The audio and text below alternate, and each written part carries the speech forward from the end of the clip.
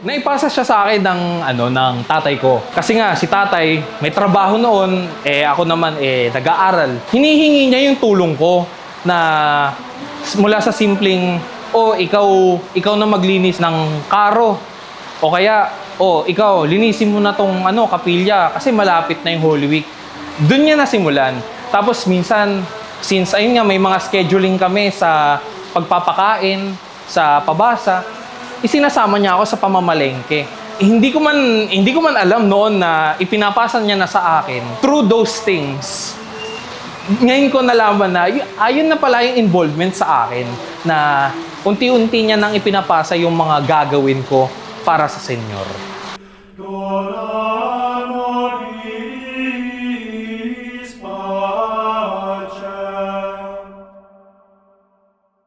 Alam niyo, sa totoo lang, hindi namin alam kung gaano na ba katanda ang mahal na senyor. May nagsasabi na 250 years old or more. Pero wala siyang definite na edad dahil hindi nga namin alam kung saan nagsimula. Kaya hindi rin namin alam kung sino ba ang gumawa nito, saan ba nagsimula ang senyor. Tuwing Semana Santa, Huwebes Santo particularly, Huwebes Santo ng umaga, ang senyor ay binibihisan. Pinapalitan ng damit, pinapaliguan, parang matatawag na natin tong seremonyas ng pagbibihis. Itinuturing namin siya na isang patay na tao na full-blown. Kung ano yung ginagawang paglilinis sa katawan ng isang namayapa, ganun din yung ginagawa namin. May care na ginagawa na bawal makita ng kahit na sino. Ang tanging hawak lang sa senyor ay babae. Ang gagawin lamang ng lalaki ay magbababa sa senyor at magbubuhat lang. Ayun lang. Pero after nun, sa hapon, doon na namin gagawin yung pabasa. Bago magpabasa, 3:00 ng hapon particularly, magro-rosaryo muna. Magro-rosaryo muna dito sa kapilya. After nung rosaryo, tuloy-tuloy na yon pabasa. Hanggang sa kinabukasan, minsan inaabot ng 12:00 ng tanghali or kapag talagang yung mga matatandang namamanata na galing pang may mga namamanata galing Montalban, galing mga Bulacan, galing Maynila na nagpupunta dito dumadayo. Tinatapos nila yon, yung marahan nilang binabasa yung pasyon at inaabot kami minsan ng 3:00 ng hapon. Ondoy, 2009. Ginagawa ang bahay nun, nandito kami. Ang kalsada dito, halos bewang na yung tubig. And luckily, hindi kami binaha. Yun yung isa sa masasabi kong napakagandang biyaya para sa amin.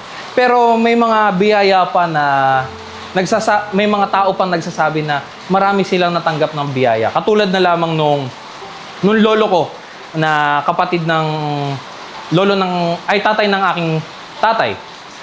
Yung kapatid niyang yun, may sakit, may cancer. Nagpagawa siya, yung pinakaunang-unang kapilya nito, pinagawa niya yon kasi nagdasal siya sa senyor at pinagaling siya. Kaya bilang pasasalamat, yung pagpapagawa niya na yon na kapilya, yun yung ginawa niyang pasasalamat. Isang malaki kaming angkan.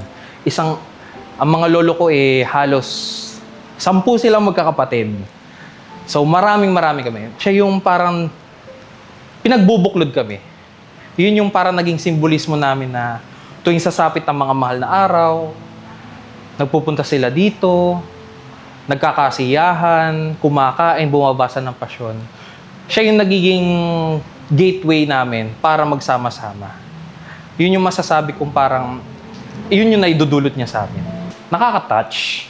Lalo na kapag ang nakita mo ay yung mga matatanda na halos mangyak-ngyak na nakikita yung senyor.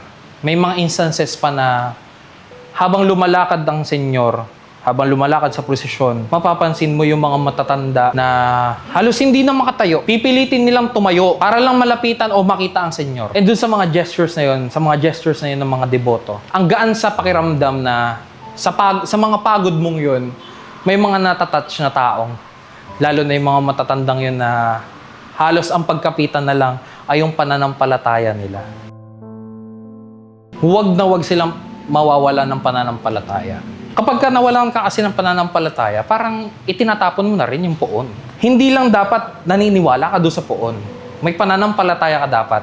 Laging magkaakibat yan. Paniniwala na ang mga poon ay nagiging daluyan ng biyaya at pananampalataya. At yung mismong pananampalataya sa Diyos. Mag-alaga kayo ng poon, pero huwag na huwag niyong aalisin yung pananampalataya niyo sa Diyos. Ang mga poon dapat o mga santo ay, kumbaga, sila dapat lamang ay larawan ng pananampalataya mo sa Diyos. Ginagawa mo dapat yon dahil out of love. Pagmamahal sa Diyos. At pagmamahal na din sa ginagawa mo. Kaya dapat mahalin nila yung ginagawa nila at manampalataya.